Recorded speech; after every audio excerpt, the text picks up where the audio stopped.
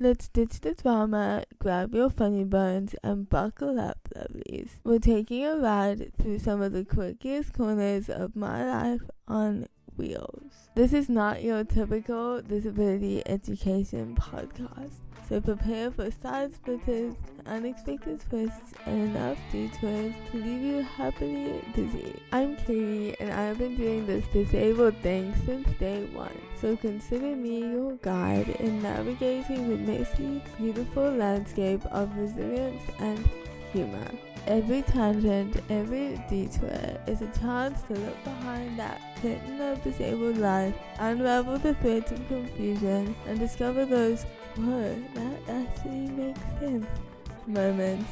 Eventually, this is the tangent, where laughter is the map, curiosity is the compass, and understanding blooms even in the craziest corners. Hit subscribe, grab your headphones, and get ready to be surprised, because the way to understand why is to embrace the wild, hilarious how. So let's do the thing. Yay! Hello, lovelies. I hope you are having a beautiful day. Welcome to the first ever episode of The Tangent. I am so excited that we are finally here. I have been wanting to do a podcast for literally years, and I've decided that 2024 is the one. So, yeah, welcome. I'm so excited. In case you don't know, I have cerebral palsy. So quick disclaimer here.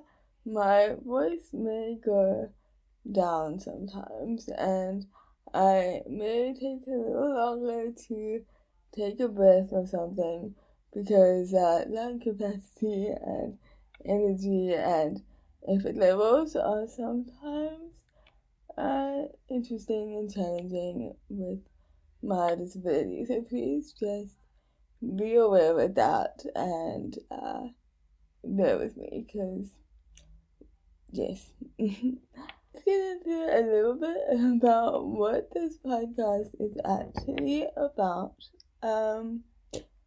So it's called The Tangent because I tend to take them on the regular, and I think that's really reflective of life in general, and I think it's really where all the good stories are.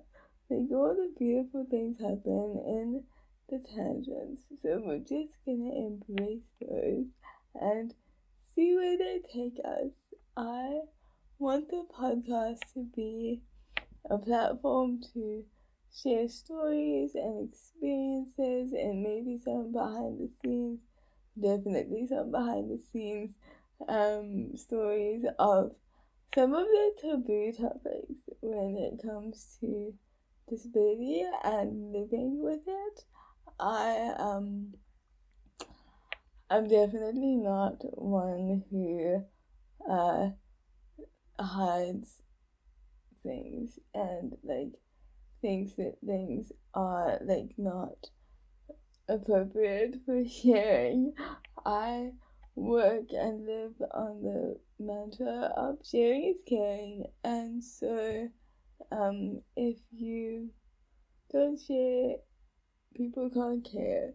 So that's my vibe with that. So that's gonna be in this podcast as well. And we can dive into some experiences and things and get to the bottom, or at least the middle, of some complex and nuanced disabled experiences, concepts, ideas.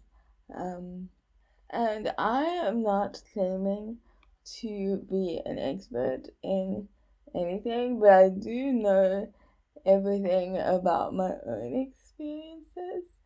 So I want this podcast to be a space for all of us to be confused, because I'm confused a lot of the time, and I want to be honest about that, and I want to share that confusion with you guys and see how we can figure it out. So it's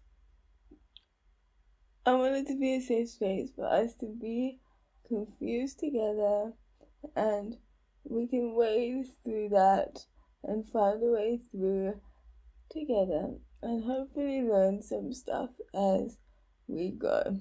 I really want to be here to give insight and build understanding, so no pity is needed here. I am not overcoming anything. We will get into that approach to disability in future episodes. But just so you know, like, please don't say that to me. I'll have something to say if that's something that you say to me. But before I forget to do this and go off on some tangents, let me introduce myself quickly. So I'm Katie. I am currently 29 years old. Not panicking about turning 30. No worries.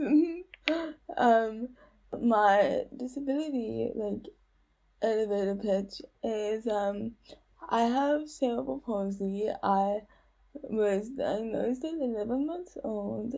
I also have a degenerative neuropathy. We can get into that stuff later. I am a full-time wheelchair user, motorized wheelchair user, and I have never been able to walk independently. But that's chill. I don't want to walk. I'm cool with it. This is my life perspective. So I'm very happy where I am and with the cards that I have been dealt. I am an activist by soul. I think I was raised to be an activist. My disability has always been an opportunity to educate people and to connect with people, and it's been a bridge to understanding. So I'm super activisty in most spaces. I am one of the founders of the Katie Campaign. It's a non-profit organization that we started when I was 9, and we do disability rights advocacy and support services. We're turning 20 years old this year, which is super exciting to us. We have a lot of cool things happening and planned. So might share some of that with you guys here. Alongside all of that, I love doing active things. I do adaptive running, cycling. I was a wheelchair dancer for like 15 years. I have climbed Kilimanjaro. That was a bit of an epic experience. And I love the mountains. I think they're so special. I think I need to talk about that a little bit more in more detail later. But I'm a mountain girl in my soul. I have some stories about why that is. I also became an author in 2021. I published my first book called Unapologetically Able, and it is really an honest reflection of what my life with my disability has been so far, and like figuring it out and sharing some stuff and like giving you the inside scoop on what my disability has taught me and the experiences that it's led to. And that was a very cool thing for me. to do, and I wanted to do it forever, and I'm realizing that I kind of think about doing things for years, and then I get like a bee in my bonnet about it, and then I just go balls to the wall and redo it, and it ends up pretty awesome most times. So that's my energy. I love speaking to people and sharing my experiences, and I think it's important to create platforms where people can engage with you and find out the real story behind what all the preconceived ideas are, and unpack some of them and like dispel some of them, and sometimes you just gotta have a real conversation with people, and that's really what my speaking is, and that's what we're gonna do here as well.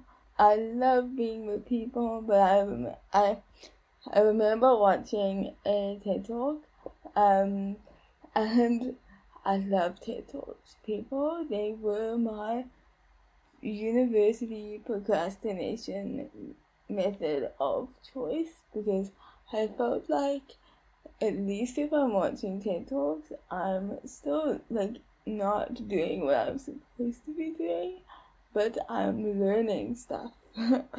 So it was my go-to. If you need a go-to procrastination method, I highly recommend binge watching TED Talks. But I watched one called Living with High Functioning Anxiety, and it's by Jordan Raskopoulos. I hope I'm saying that name right.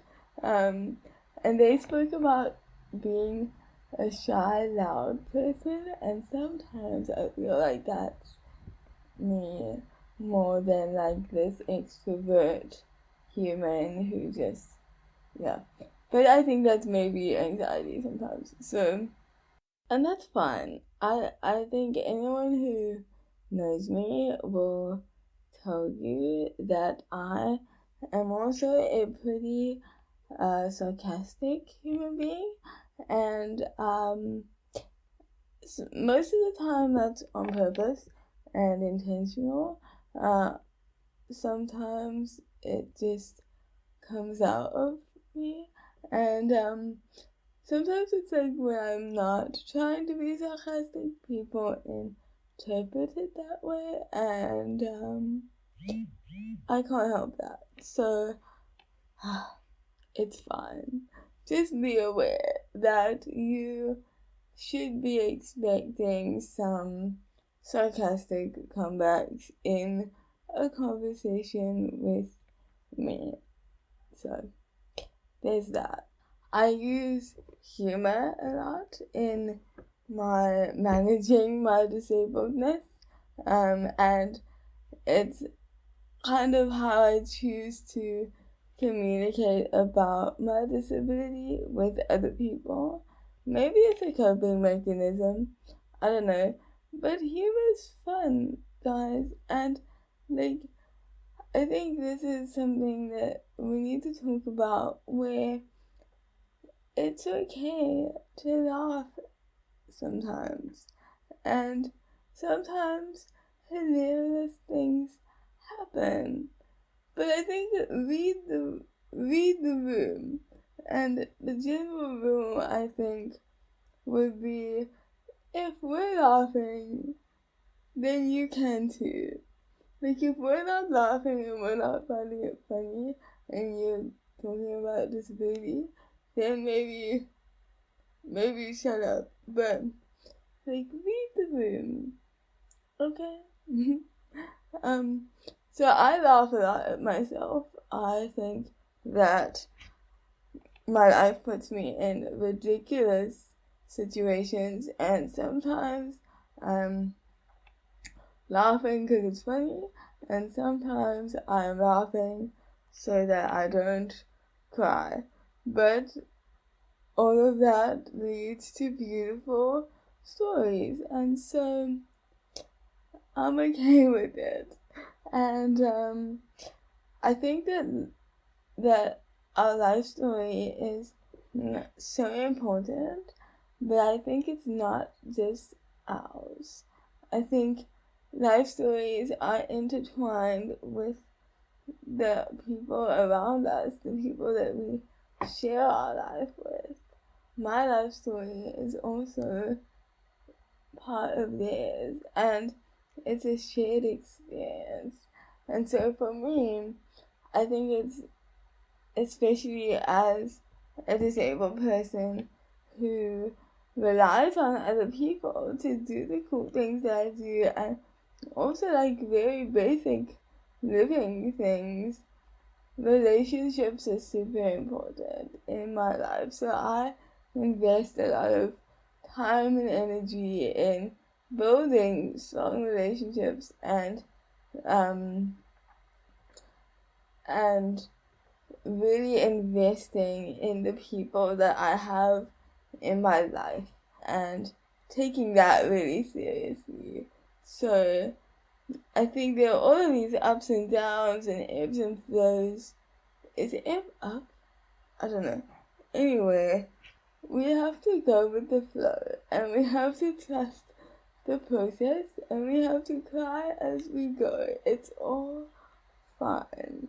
I'm here to share my perspective on my disabled life, and it's really how I do my activism as well.